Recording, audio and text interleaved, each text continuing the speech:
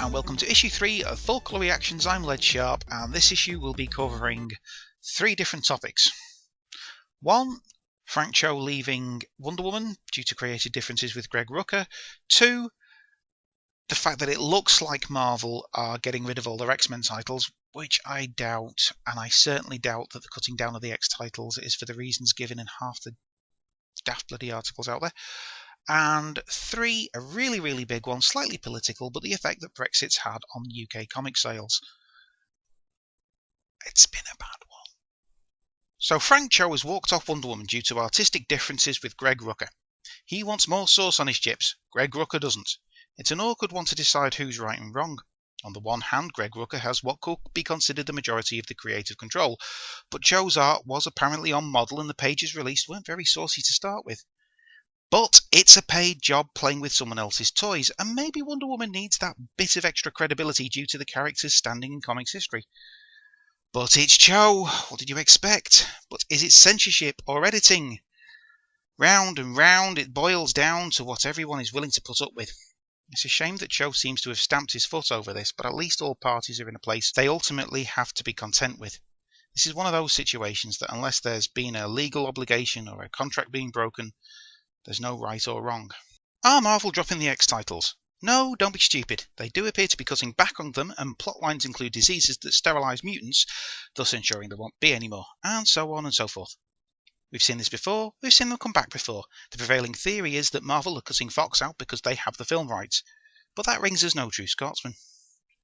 Fox don't make any money from the comics, and box office doesn't translate into foot traffic for comic shops. So why would Marvel be cutting back? Well, it could be that the X-book sales aren't doing as well, so Marvel are making shelf space for other titles that might. That being said, most ongoing titles are floating around the same point anyway.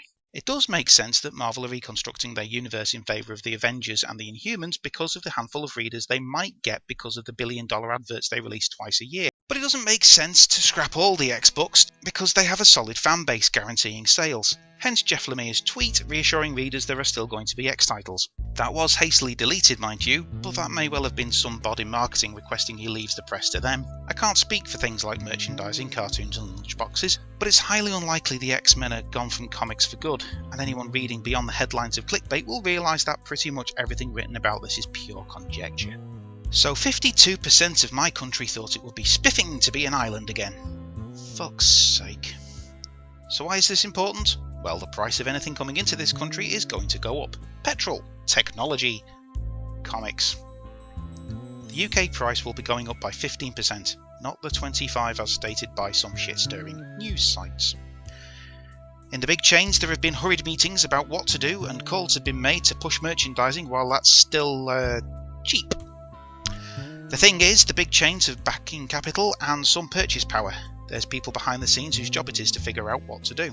Unlike the indie shops, who have to do all the legwork themselves. Smaller shops have limited funds to spend on new products, so with that budget now being tightened, they'll be concentrating on spending their pennies on comics they know will sell, with less wiggle room for new and potentially big selling comics. This is going to unfairly squeeze out a lot of small publishers and deny them exposure, at least in this sceptred aisle. Even back issues have taken a hit due to the constant relaunches, devaluing the potential collectible nature of new comics.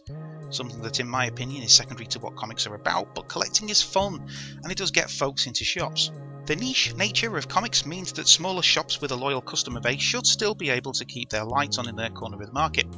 And though customers will probably drop a book or two to keep their favourites, successful events like Rebirth and the Star Wars line have proved successful enough to entice new readers in and drag a few old ones back into the habit. Though alternate covers and likewise sales gimmicks might become things of the past.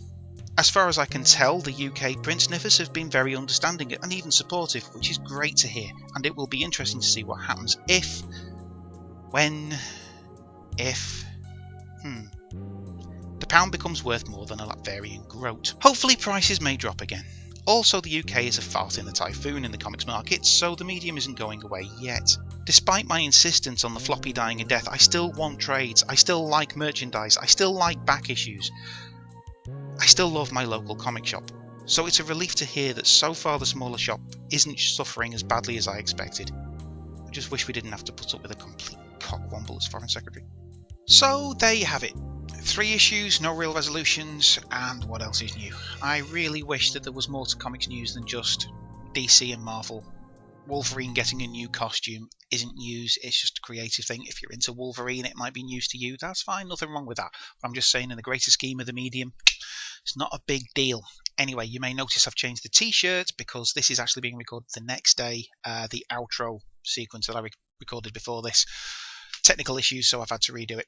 And it is disgustingly hot, so if you hear any background noise, it's because I've had to leave the windows open. Yesterday when I was editing the video, I had to use the sound, so I had to close all the windows and everything, and I felt like I was sitting in an oven full of melted cheese and baked farts.